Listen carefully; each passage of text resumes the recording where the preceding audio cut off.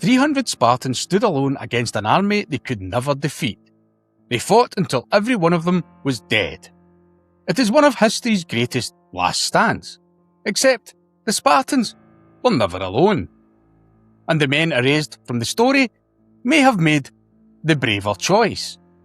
In 480 BCE, the Persian king Xerxes invaded Greece with an enormous army. A Greek force marched north to stop him at Thermopylae. The location was perfect. Mountains rose on one side.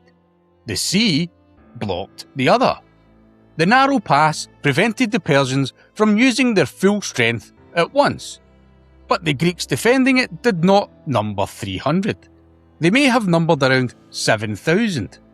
The Spartans were joined by soldiers from across Greece: Arcadians, Corinthians, Phocians, Locrians, Thebans, and 700 men from the small city of Thespian. Leonidas and his Spartans commanded the defence, but they did not defend the pass alone. For 2 days, the Greek plan worked. The Persians attacked through the narrow ground. The Greeks fought in organised units and rotated fresh soldiers into the front line. The Spartans were elite warriors, but men from across Greece were taking the blows beside them. Then a local man named Herodotus revealed a mountain path around the pass. Persian troops used it to move behind the Greek position. Leonidas was about to be surrounded. Most of the Greek army withdrew. The famous final stand was about to begin. But even then, it was not just the 300. All 700 Thespians remained. Herodotus also said that 400 Thespians stayed, although exactly why they remained is disputed. Attendants and enslaved helots were there too. The final force was not 300 men, it was well over 1,000. And the Thespians had even less reason to stay than the Spartans. Sparta had built an entire culture around military duty. Leonidas had selected men who already had sons to continue their family lines. The Thespians were citizen soldiers from a small city. They could have withdrawn with the rest.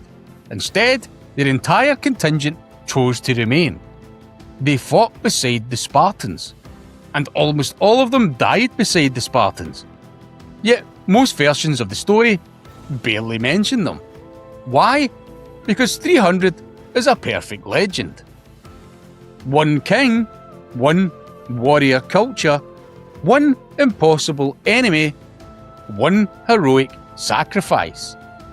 A mixed force from several rival Greek cities is harder to remember. It is also harder to market. Sparta already had a reputation for discipline, obedience, and death before surrender.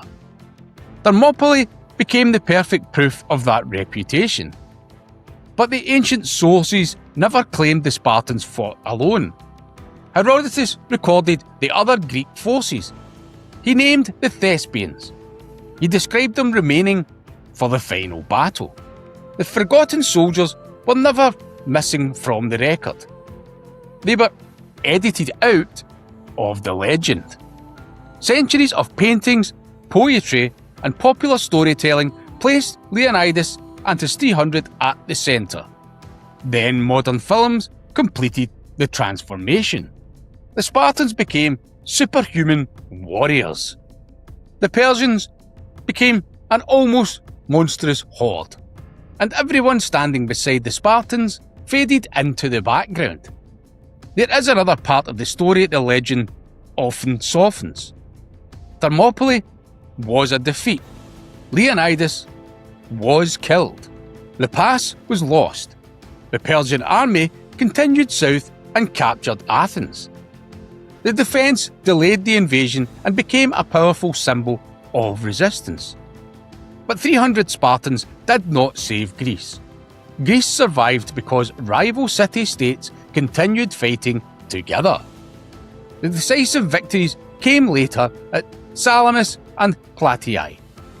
That does not make the last stand at Thermopylae less extraordinary, it makes it more human. The Spartans were not invincible warriors from another world. They were part of a frightened and divided alliance facing an overwhelming enemy. And when most of the alliance withdrew, hundreds of ordinary men chose to remain. The legend says 300 Spartans stood alone. The truth is that more than 1,000 men made the final stand. We remember the Spartans because they already had a legend. We should remember the Thespians because they chose to stay without one.